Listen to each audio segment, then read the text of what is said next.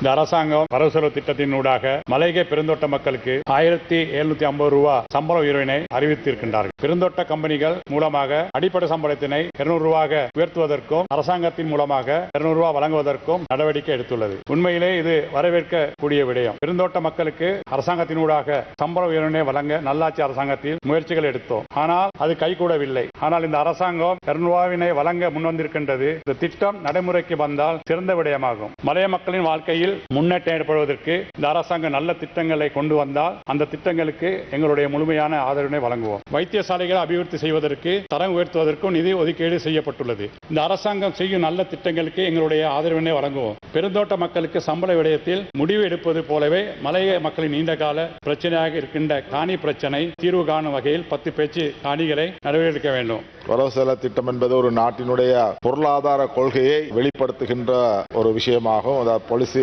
Document. இதன் அடிப்படையிலே தான் ஒரு அந்த நாட்டினுடைய மக்கள் சமூகம் எந்தெந்த வகையிலே அவர்களுடைய நன்மை தீமை பெற்றுக்கொள்ளப் போகின்றார்கள் என்பதை பற்றி தெரிந்து கொள்ளப்படுகின்ற ஒரு சந்தர்ப்பமாக இருக்கின்றது. பெருந்தோட்ட மக்களும் இந்த வரவு செலவு திட்டத்தை மிகவும் ஆவலாக உன்னித்து கவனித்துக் கொண்டிருக்கின்ற இந்த வேளையிலே ஜனாதிபதி அவர்களுடைய அறிவிப்பு ஒரு சந்தோஷமான நிகழ்ச்சியை ஏற்படுத்தி கொடுத்திருக்கின்றது. பெருந்தோட்ட மக்கள் வரலாற்றிலே முதலாவதாக பட்ஜெட்ல 200 ரூபாய் அதிகரித்தது இந்த சந்தர்ப்பத்தில் தான் நான் நினைக்கிறேன். ஆகவே ஜனாதிபதி அவர்களுக்கு எங்களது பாராட்டுகளை நாங்கள் இந்த நேரத்தில் தெரிவித்துக் கொள்ள வேண்டும். இன்னொரு விஷயம் என்னவென்றால் கடந்த கால ஆட்சியின் போது, அதாவது கோவிட்டுக்கு பிறகு, அதனால கோட்டாபாயவுக்கு பிறகு இந்த நாடு 7% வருமானத்தை இழந்தது. அதாவது 7% வீதம் குறைந்திருந்தது. ஆனால் தற்போதைய அரசாங்கம் 4% அதிகரிக்கப்பட்டிருக்கின்றது. நல்ல விஷயங்களுக்கு நாங்கள் பாராட்டுகின்றோம். இந்த நாடு நீங்கள் இப்ப சொல்றீங்க அழகான நாடு, வளமான நாடு, சுபிட்சமான நாடு, சந்தோஷம். இலங்கை உலகத்திலே ஒரு மிக முக்கியமான நாடு.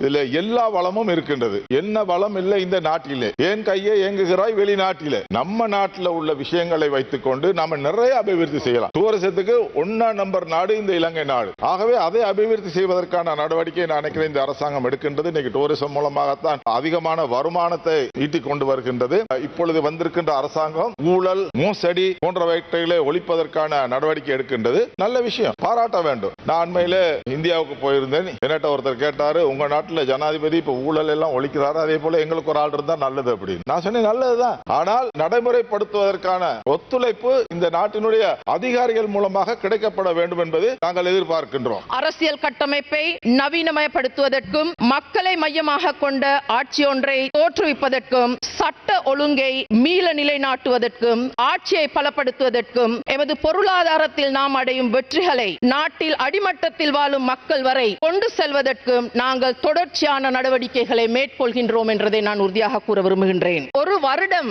என்ற குறுகிய காலப்பகுதிக்குள் அரச நிதி, பேரண்ட பொருளாதார மாற்றம், சமூக உறுதிப்பாட்டினை ஏற்படுத்த முடியும் என்றதை நாங்கள் முழுமையாக ஏற்படுத்தியிருக்கின்றோம், முழுமையாக நம்புகின்றோம். பொருளாதாரத்தில் எல்லா துறைகளிலும் ஏற்பட்ட பலமான வளர்ச்சியின் காரணமாக 2025 ஆண்டில் முதல் அரை ஆண்டு காலப்பகுதியில் எமது பொருளாதாரமானது 4.8% வளர்ச்சியினை அடைந்துள்ளது. 2022 ஏப்ரல் மாதத்தில் ஏற்பட்ட பொருளாதார வங்குரோத்து நிலை எமது நாட்டுக்கு ஒரு தசாப்த காலத்தை இழக்க செய்துள்ளதை நாங்கள் பார்த்தோம். அந்த வங்குரோத்து நிலைக்கு முன்னமே இருந்த அளவுக்கு இந்த நாட்டை கட்டி எழுப்புவதற்கு 10 வருடமாகும் என்பதை எதிர் கூறியிருந்தார்கள். ஆனாலும் நாங்கள் மிகவும் பெருமையுடன் கூறுகின்றோம், இவ்வருட இறுதியாகும் போது அந்த வங்குரோத்து பொருளாதார நெருக்கடிக்கு முன்பு இருந்த நிலைமையை அடைய முடியும் என நாங்கள் நம்பிக்கை கொள்கின்றோம்.